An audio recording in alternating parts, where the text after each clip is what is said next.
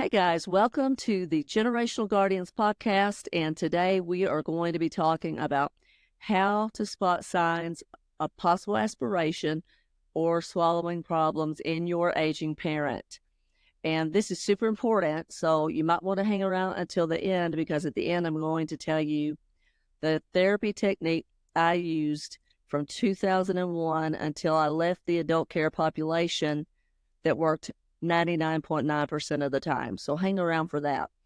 Another reason that you might want to hang around with us today is because aspiration, which is when food or liquid enters into the airway and gets into the lungs, can cause a lot of different things. It can cause them to be malnourished. It can cause dehydration, but it can also cause pneumonia, which can in turn lead to death. So aspiration is a really serious issue in the adult population, or, people over 65. It's a big deal.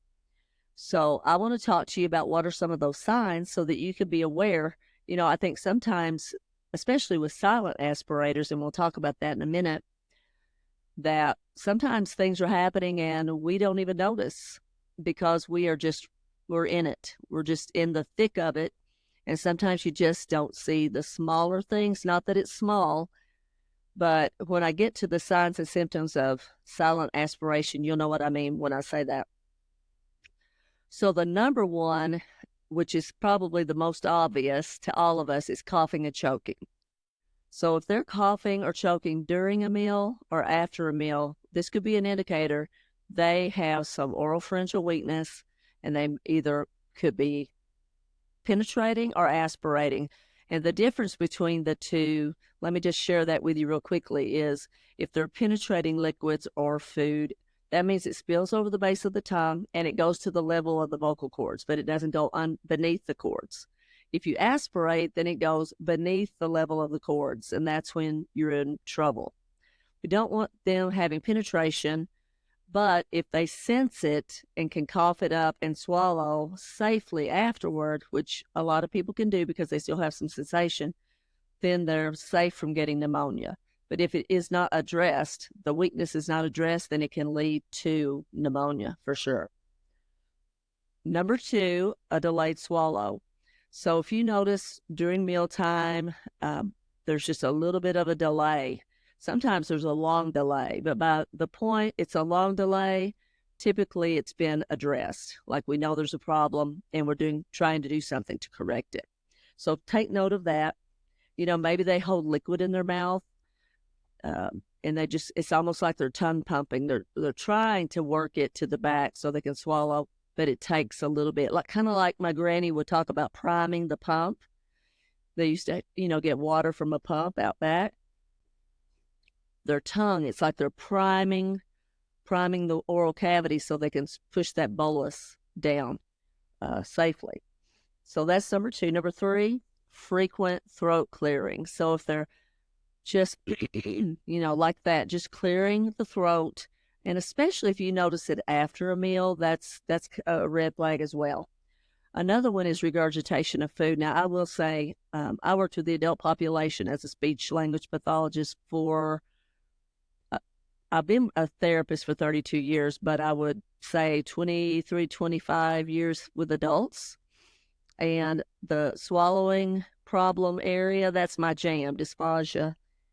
And so I only have one patient that had that issue. And if it's a regurgitation issue, typically that's a esophageal issue, which is not my role.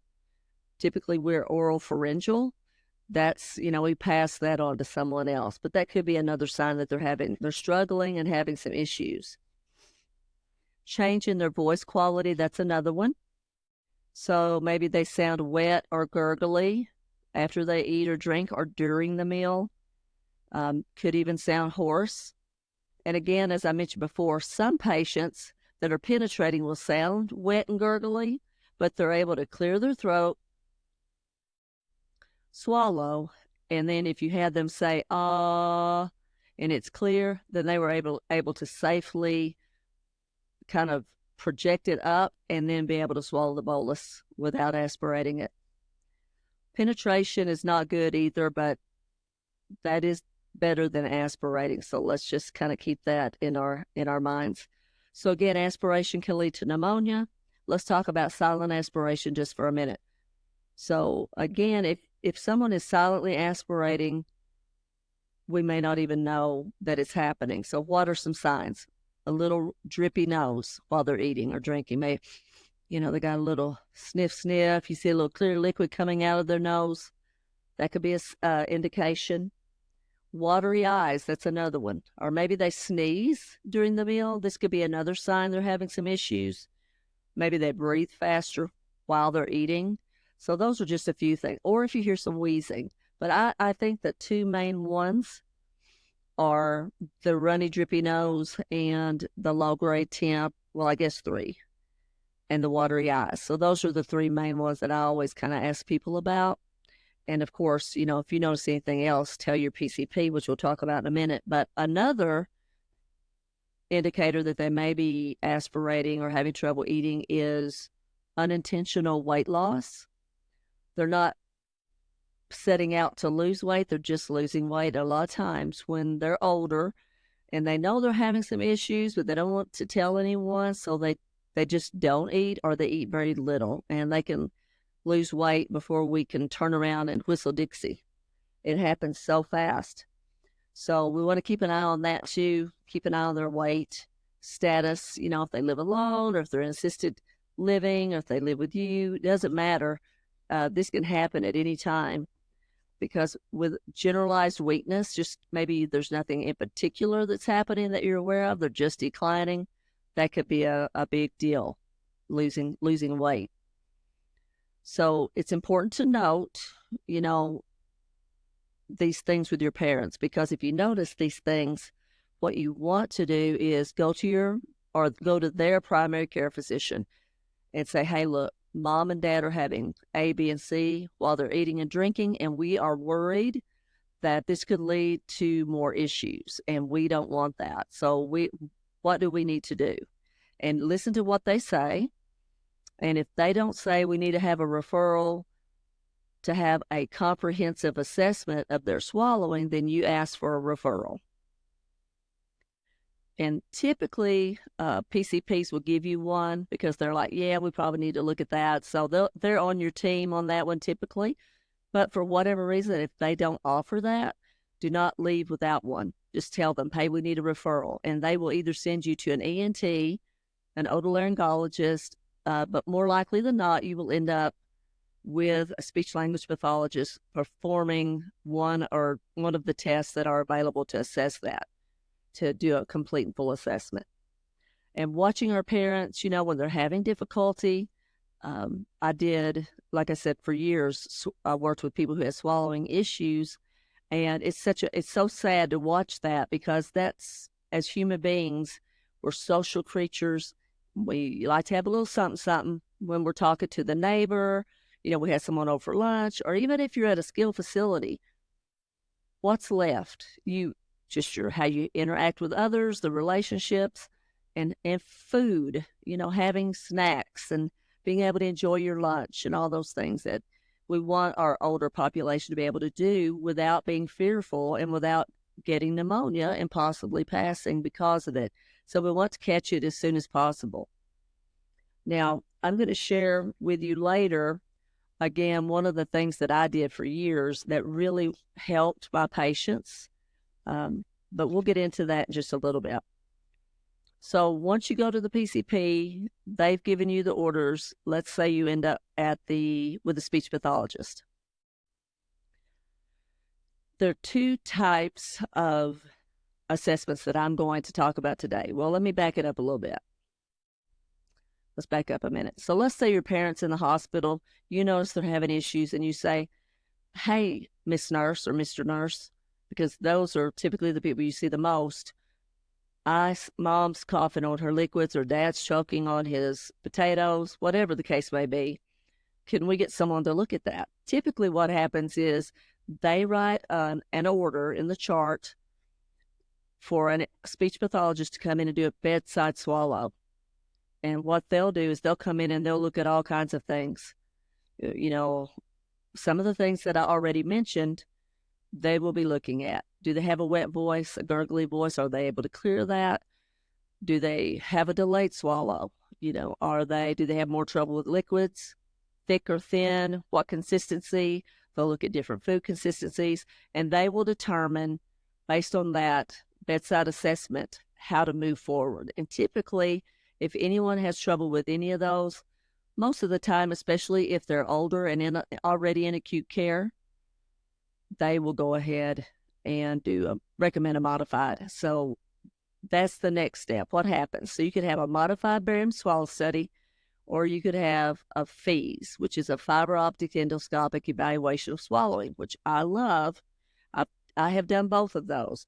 When I worked at a rehab hospital, what I did the modified barium swallows. I was able to get privileges at the acute care facility up the street, because anytime we would send patients over there, it would take sometimes several days to get the report back. We didn't always get a report back very quickly. And when you're talking about someone with swallowing problems, and we're talking about aspirating or penetrating, and this could lead to bigger issues, then how can we get that report faster? So I was trained, and then I was able to get my privileges, and I would go with the patients. And one of I would say the negatives about modified barium swallows, and I'm not saying don't get one, they're available, probably more than FEES are available, and they both give you the same result. It's just how they get there. So the modified barium swallow study, your family member is exposed to radiation, because the speech path and the radiologist are working together in tandem. He's taking the pictures while the speech path person is administering the test.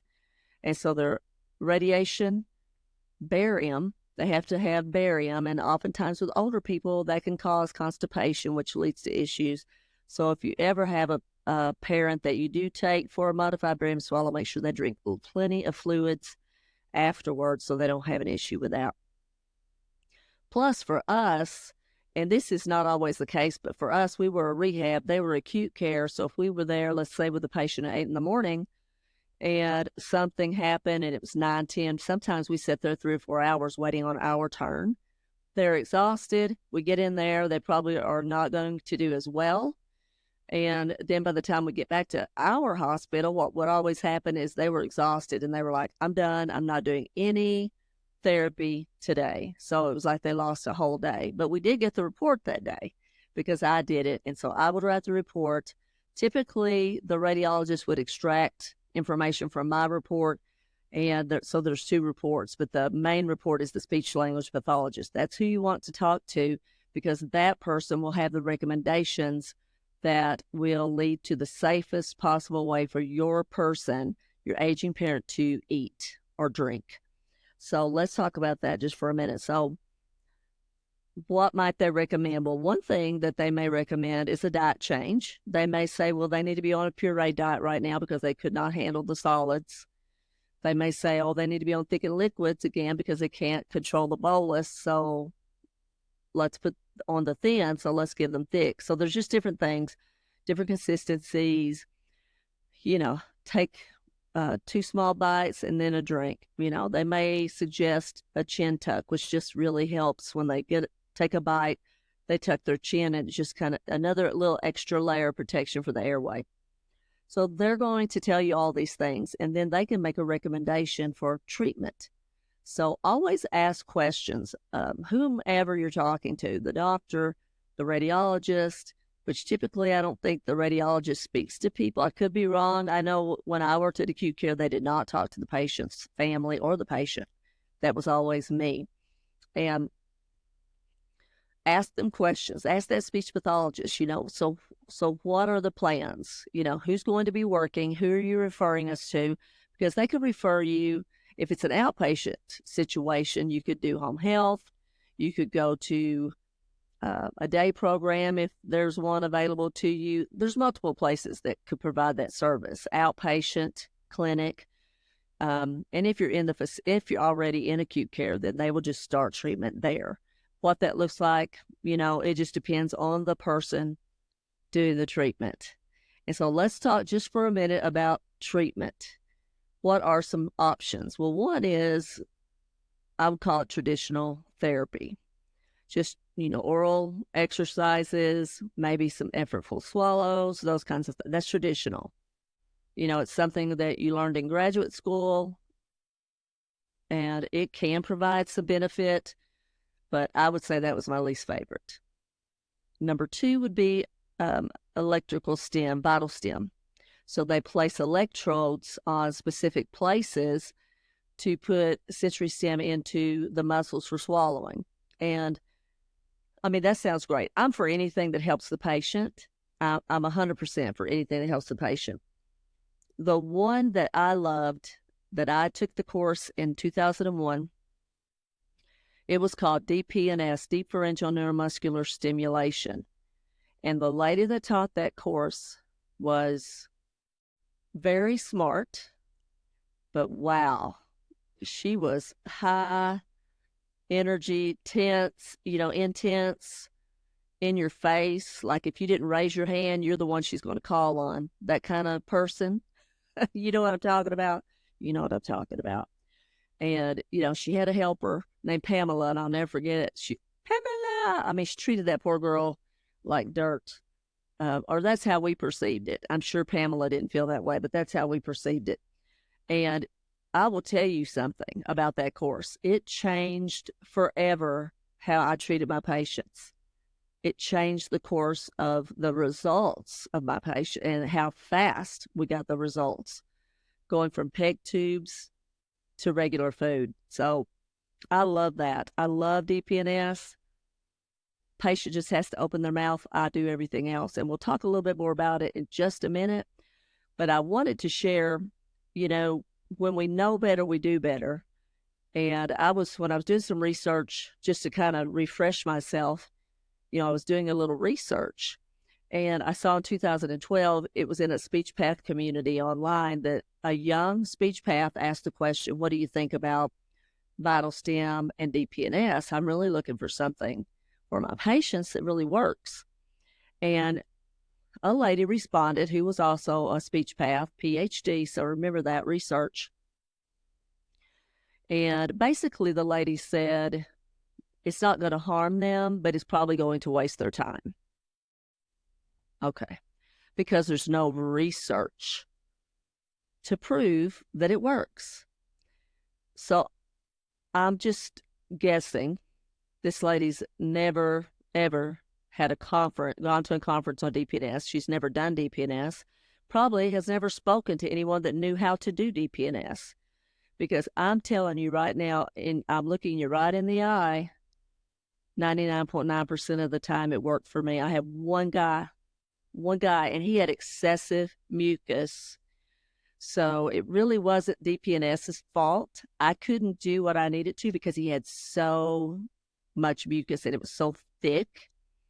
I'd never seen anything like it. He was the only one. Everybody else, life-changing. And I'm talking about hundreds of patients. So I'm not talking about just one or two. So my recommendation would be maybe ask someone who's been doing DPNS and get their input before we just give some answer, that keeps someone else from going that direction. And the woman said, and I'm not trashing this lady. I'm just making a point here that you have to do your own research, and that's us as therapists as well that provide that service to these aging people. We want to provide the best thing possible. And in her mind, effortful swallows, and I think the term she used was strong exercises. What does that even mean? So if I feel like she was talking about effortful swallows and the traditional way to do oral, pharyngeal exercises, which is fine. Again, that's fine. But don't talk about something that you don't sound like you have a real clue about, because I'm telling you, I changed lives. It's nothing I did.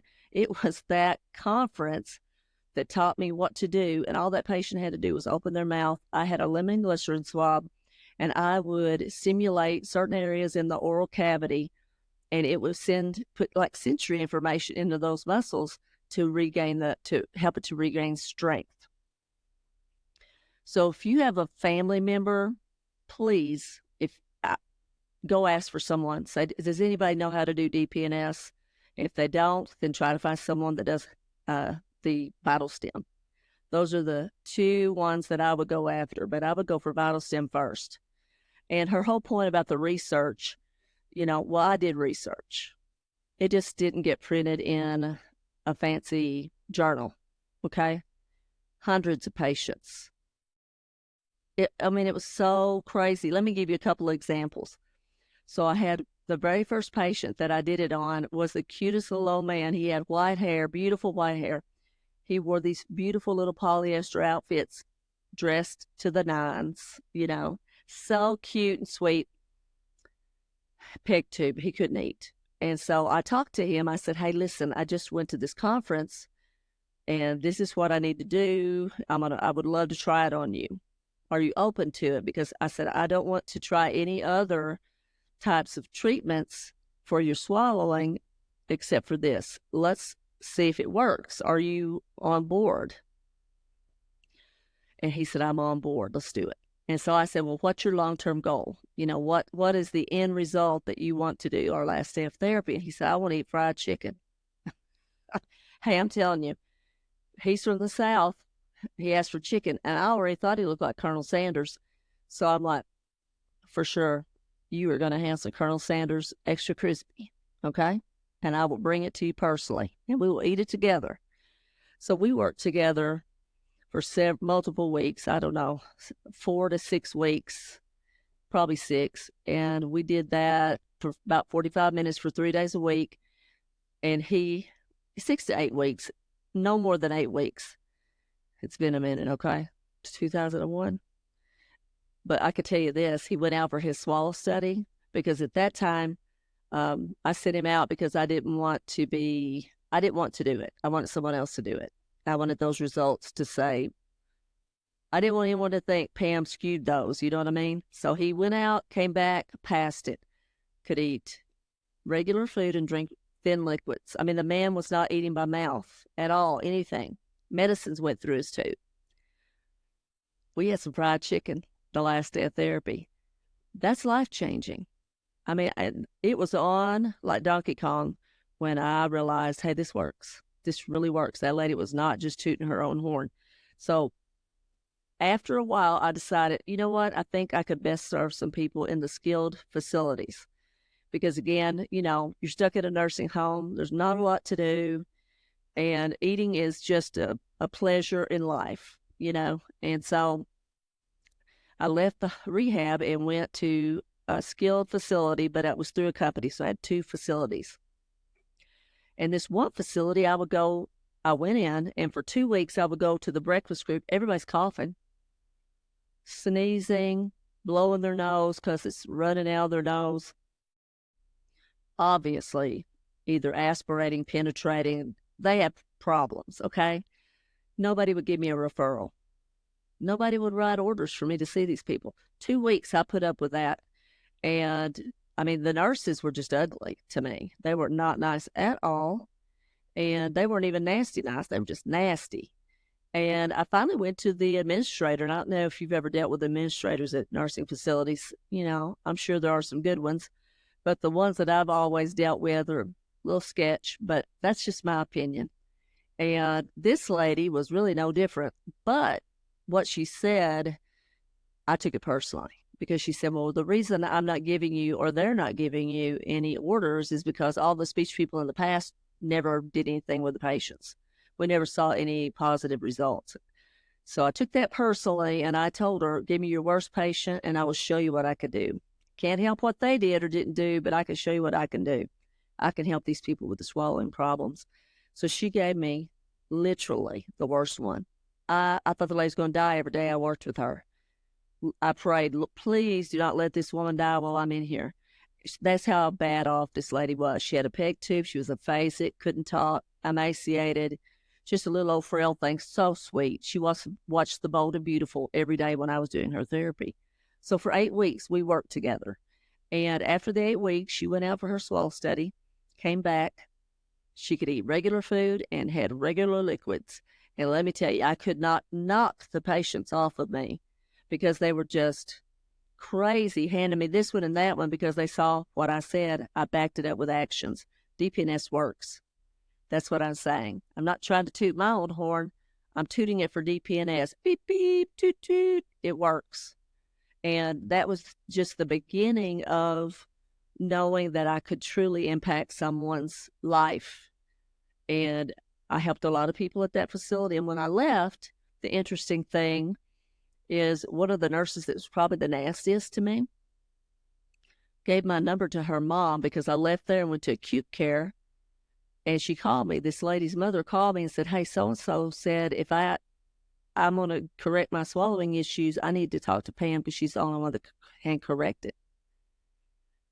And we got together. She came to the outpatient, and I saw her at the hospital, helped her with her issue. She was fine afterward as well. So if you have an aging parent, I would highly recommend DPNS. I don't care if there's research, scientific studies, 22, 3, 5, I don't know how many years from 2001 to whatever today is. It works. And don't be bullied into doing something that you say, well, hey, I know this really doesn't work as well. I'd rather try this. Is there anyone available? And there may not be anyone available. I mean, that just is what it is. But ask. I would totally ask. A couple of other things that I want to talk to you guys about before we close this today is it's important as well. So like maybe they change their diet. It's a pureed thickened liquids. Purees like baby food. Maybe they're on a mechanical soft, or that's what we called it at the time when I worked at the rehab hospital and even in acute care. And that was where the meats are ground with gravy and then everything else is regular. So, you may have to make some changes if they're living with you. If they're at a skilled facility, they'll make those changes for them. But if they live anywhere else, someone else will have to do that for them. And there may be things they need to do with their medications. Sometimes they want their medications crushed and put in applesauce or pudding. It just depends. There's just different things that they may recommend. 2 things I want to tell you. If you have a parent, especially if they live with you or live alone, but I think it's vitally important. 2 questions here. After they eat a meal, how long should they sit up? If we know they're having swallowing problems or aspirating, how long should they sit up? At least 45 minutes.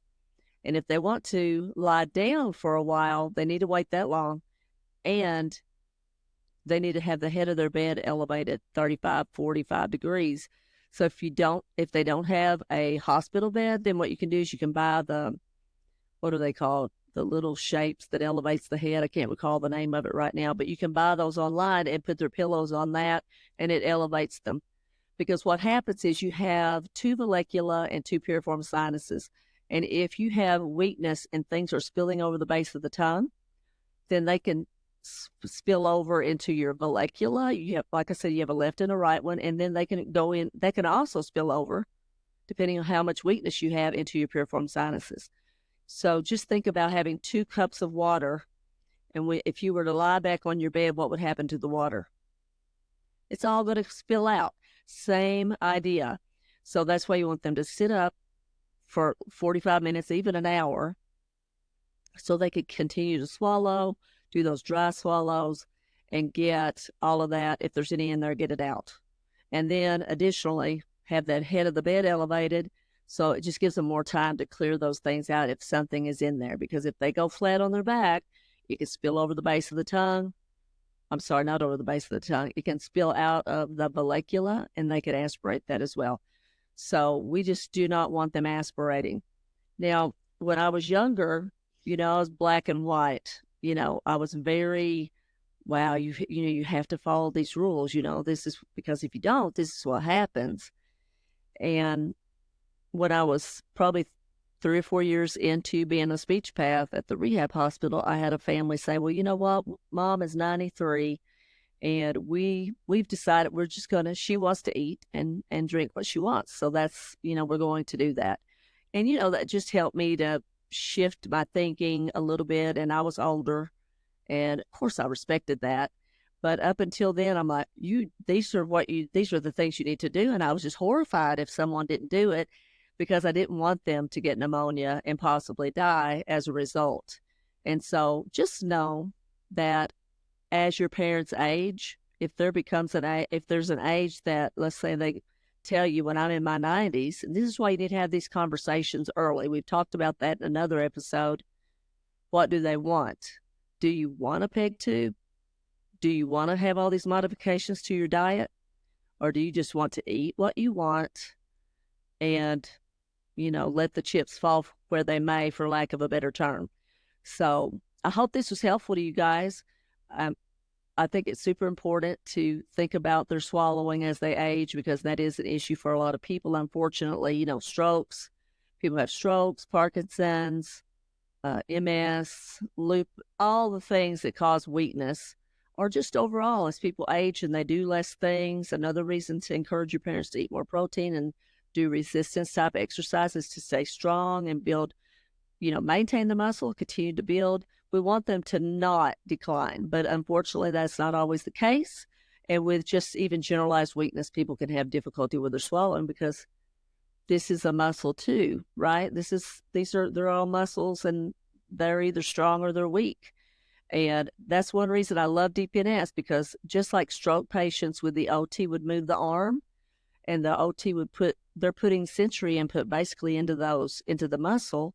And one day the brain and the muscle say, hey, I remember you. We need to work together. Same thing. We put the sensory stem in and then the muscle gets stronger and you begin to see tongue grooving, soft palates elevating and retracting. You start seeing the things that you want to see that indicate, okay, they're making progress. This is amazing. So I hope this was beneficial to you guys. I have some people that are coming on that are going to be hanging out with us, giving us some great information that hopefully will help you and help our community as we grow. So I'm super excited about that. And I have a couple of things in the works as well I'll be sharing with you in the future. So I hope you guys have a great day. And remember, try and enjoy the journey, guys. And we will see you in the next one.